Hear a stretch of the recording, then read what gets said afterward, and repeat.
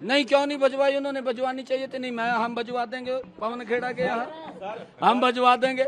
हमारे माननीय अध्यक्ष जी आप जलेबी पवन खेड़ा के यहाँ और कांग्रेस के यहाँ पहुँचवाइए। उनको तो ये मालूम ही नहीं है कि ये चीजें भी फेमस है। वो तो किसी ने उनकी गाड़ी में एक डब्बा रख दिया और डब्बा रखा तो उन्होंने देखा कि इतनी बड़ी जलेबी यहाँ बनती है, तो उसको लेकर के वो उतावले हुए हैं थोड़े, उनको मालूम नहीं था। आम आदमी तो भ्रष्टाचार की दलदल में फंसी हुई पार्टी है, वो तो कांग्रेस से आगे है। और कांग्रेस और आम आदमी पार्टी का दोनों का आपस में तालमेल है। ये तो उनकी सीटों को लेकर के झगड़ा हुआ, नहीं तो लोकसभा में तो दोनों गले मिल गए थे। जो श्रेय है वो श्रेय आदरणीय नरेंद्र मोदी जी को जाता है, जिन्होंने पिछले 10 वर्षों में ऐसी नीतियां, ऐसी योजनाएं चलाई हैं जिसका लाभ गरीब व्यक्ति को भी मिल रहा है, जिसका लाभ किसान को भी मिल रहा है, जिसका लाभ युवा को भी मिल रहा है और जिसका लाभ महिला को भी मिल रहा है। इस प्रकार की योजनाएं आदरणीय मोदी जी ने वो हर वर्ग के लिए चलाई हैं। उसका परिणाम है, उन नीतियों का परिणाम है, मोदी जी की ये लोकप्रियता का परिणाम है। मोदी जी को देश के लोग प्यार करते हैं, मोदी जी को देश के लोग स्नेह करते हैं और उसका परिणाम है भारतीय जनता पार्टी हरियाणा के अंदर तीसरी बार प्रचंड बहुमत से वो आई है। और हरियाणा के लोगों का मैं दिल से धन्यवाद करता हूं कि जिन्होंने मोदी जी की नीतियों के ऊपर मोहर लगाई है। मैं सभी का आभार व्यक्त करता हूं। मैं अपने हरियाणा के भारतीय जनता पार्टी के सभी कार्यकर्ताओं का भी मैं दिल से आभार व्यक्त करता हूं, जिन्होंने इतनी कड़ी मेहनत और सरकार की डबल इंजन की नीतियों को जन जन तक पहुंचाने का काम किया है। मैं उन सब कार्यकर्ताओं को भी दिल से आभार व्यक्त करता हूं, उनको धन्यवाद देता हूं कि उनकी मेहनत के कारण हम तीसरी बार सत्ता में आए हैं।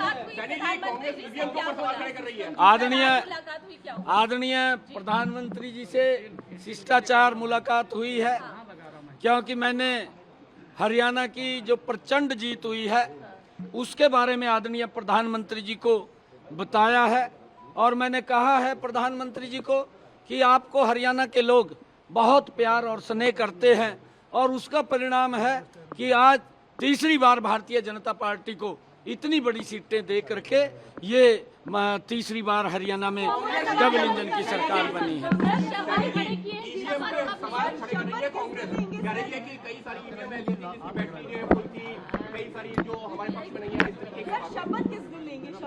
देखिए, जो ईवीएम के ऊपर सवाल उठाने वाले लोग हैं, मैंने 4 रोज पहले कहा था, जो यहाँ पर सर्वे की रिपोर्ट आ रही थी, उस सर्वे की रिपोर्ट के अंदर एक तरफा कांग्रेस के पक्ष में माहौल था। कांग्रेस इस प्रकार का वातावरण बना रही थी, झूठ का बवंडर खड़ा कर रही थी कि हम सत्ता के अंदर आ गए हैं। और मैंने बार बार इस बात को कहा, मेरी कोई भी बाइट आपने देखी होगी, सुनी होगी, मैंने ये बात कही है कि हमने इतना काम किया है पिछले 10 वर्षों में आदरणीय मोदी जी के नेतृत्व में, और मुझे पूर्ण विश्वास है कि हरियाणा के अंदर तीसरी बार बहुत बड़े मैंडेट के साथ एक तरफा जीत भारतीय जनता पार्टी की होगी। और वो साबित हरियाणा के लोगों ने कर दिया है। वो जो सर्वे की रिपोर्ट थी, उस रिपोर्ट को आप लोगों के सामने है। मेरे को ये भी पूछा गया था, जब पत्रकारों ने ये पूछा था कि सर्वे ये दिखा रहे हैं, मखा सर्वे की अपनी रिपोर्ट होती है, उनका अपना आंकलन होता है, मैं उसके ऊपर कुछ नहीं बोलना चाहता, परंतु मेरा भी आंकलन है, क्योंकि मेरा आंकलन ये है कि मोदी जी ने जो काम किए हैं, मुझे पता, उन्होंने गरीब के लिए 5 लाख रुपए का आयुष्मान कार्ड दिया है। आज गरीब व्यक्ति को इस बात की चिंता नहीं है कि उसके इलाज के लिए पैसा कहां से आएगा। ये सम्मान अगर कोई दे रहा है तो नरेंद्र मोदी की ही योजना है, जो गरीब व्यक्ति को संबल बढ़ाने का काम मोदी जी कर रहे हैं। और मैंने इसी आधार के ऊपर कहा था कि भारतीय जनता पार्टी बहुत बड़े मैंडेट के साथ एक तरफा जीत लेकर के आ रही है। इसका श्रेय पूरा का पूरा अगर जाता है वो मोदी जी को जाता है और कार्यकर्ताओं को जाता है।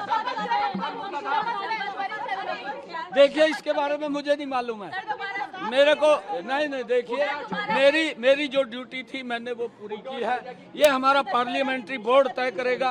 अभी हमारे ऑब्जर्वर भी आएंगे, वो ऑब्जर्वर और मुझे नहीं मालूम है, वो केंद्र तय करेगा, हमारा पार्लियामेंट्री बोर्ड तय करेगा। विधायक दल अपना नेता चुनेगा, किसको चुनेगा किसको नहीं चुनेगा। जिसको भी चुनेगा हमारी पूरा का पूरा विधायक दल, हमारे यहाँ कोई किंतु परंतु तो है नहीं।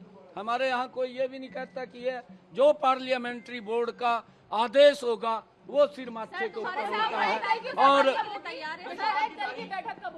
वो मैंने कहा है कि केंद्र तय करेगा, हमारे ऑब्जर्वर आएंगे, ऑब्जर्वर उसको जो आएंगे वो तय करेंगे। और जब दायित्व संभालने के लिए तैयार है, जिम्मेदारी नहीं, देखिए मैंने कहा है कि हमारा पार्लियामेंट्री बोर्ड इस बात को तय करता है और पार्लियामेंट्री बोर्ड का फैसला वो अंतिम फैसला है। जो भी फैसला उनका होगा वो सर्वमान्य है।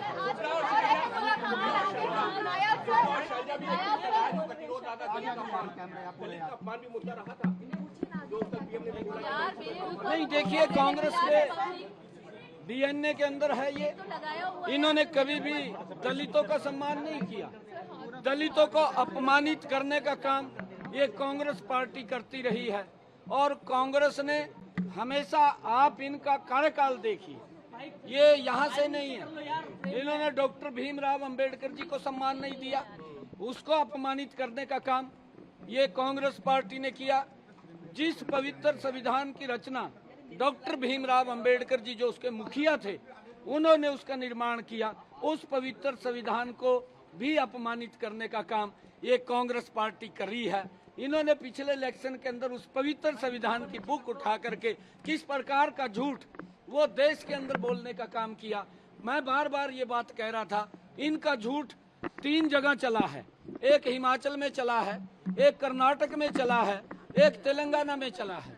और अब इनका झूठ बिकने वाला नहीं है। अब इनका झूठ राजस्थान ने ठुकरा दिया है, मध्य प्रदेश ने इनके झूठ को ठुकराया है और छत्तीसगढ़ ने इनके झूठ को ठुकराया है। अब हरियाणा के लोगों ने इनको बाहर का रास्ता दिखा दिया है कि ये झूठ बोलते हैं, इनके पास झूठ से सिवाय कुछ नहीं है। इनकी मंशा को, इनकी सोच को आज समझ चुके हैं कि कांग्रेस विकास की बात नहीं करती, झूठ की बात करती है और उस झूठ को लेकर के उनको नकारती है। अनिल विज ने कहा है कि अगर हमें मौका मिलता है तो बिल्कुल सीएम की दावेदारी करेंगे नहीं, मौका मिलेगा तो चूकेंगे नहीं। अनिल विज हमारे नेता हैं, हमारे नेता हैं।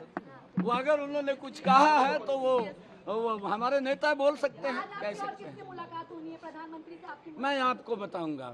मेरी सभी उच्च लीडरशिप का मैं धन्यवाद करना चाहूंगा क्योंकि उन्होंने हमें संभाला है।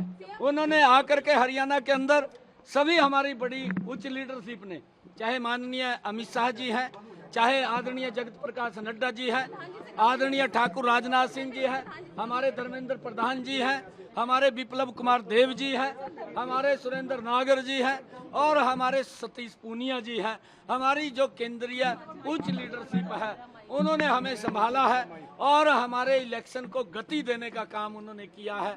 और जो मोदी जी की नीतियां हैं उनको एक मजबूती से नीचे तक पहुंचाने का काम किया है। हम सबको मिलकर के उनका धन्यवाद करेंगे।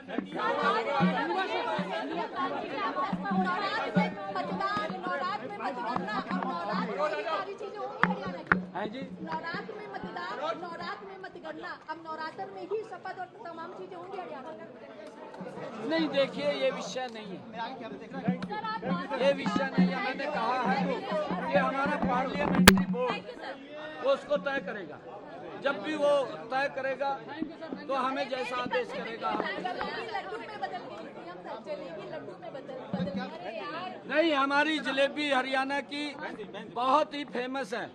मेरे गोहाना की जलेबी बड़ी फेमस है, परंतु जो व्यक्ति ने प्रेजेंट किया है कि उसकी फैक्ट्री लगेगी, उसका ये होगा, जलेबी के ऊपर बड़ी राजनीति की है। जलेबी हमारे हरियाणा में कई प्रकार की होती है। एक बारीक जलेबी भी होती है, एक मीडियम जलेबी भी होती है, एक ये गोहाना की प्रसिद्ध जलेबी है, ये भी ऐतिहासिक जलेबी है।